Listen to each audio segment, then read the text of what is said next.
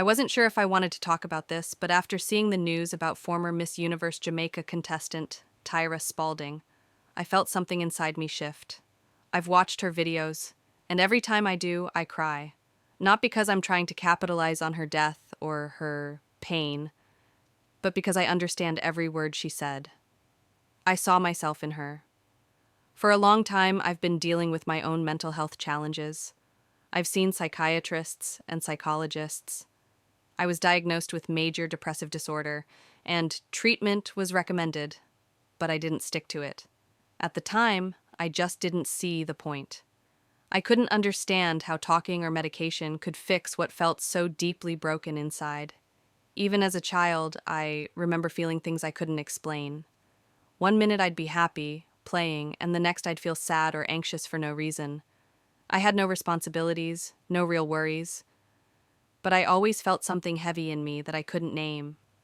Now, as an adult, it still happens. Sometimes I know what's triggering it: financial stress, single parenting, trying to balance everything. But other times, it just comes out of nowhere. There are days when I'm struggling to pay rent, to buy groceries, to make ends meet, and I know that pain has a reason. But then, there are nights when I'm just sad, anxious, and empty, and I can't even explain why. I ask myself, is this about money? Would I feel better if I could just fix my circumstances? But deep down, I know that even if I had more, this sadness would still find me. I don't sleep much, my mind races, and the nights feel long. Sometimes I feel like I'm fighting my own thoughts, trying to pull myself back from a place I don't want to go. It's exhausting, constantly wrestling with your own mind. But even in those moments, I remind myself that I have a child who depends on me. He's my reason for getting up every day. And lately, I've started noticing how my emotions sometimes affect him, how my struggle spills into his little world. And that's what hurts me the most.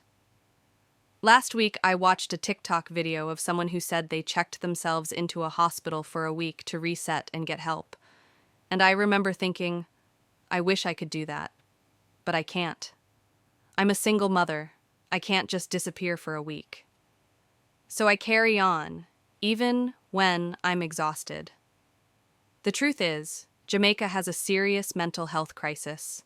Therapy is expensive, treatment is limited, and most people don't even have someone they can talk to without being told, other people have it worse. That's why I'm sharing this here. My channel is anonymous. No one really knows who I am.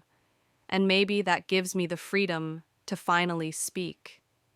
If you've ever felt something similar, I just want to say this: you're not alone. Depression doesn't always look like sadness. Sometimes it's numbness. Sometimes it's pushing through every day because someone needs you to. I don't have it all figured out, but I'm learning to take it one day at a time. To believe that healing isn't instant, but it's possible. And maybe by talking about it, we remind each other that we can survive it.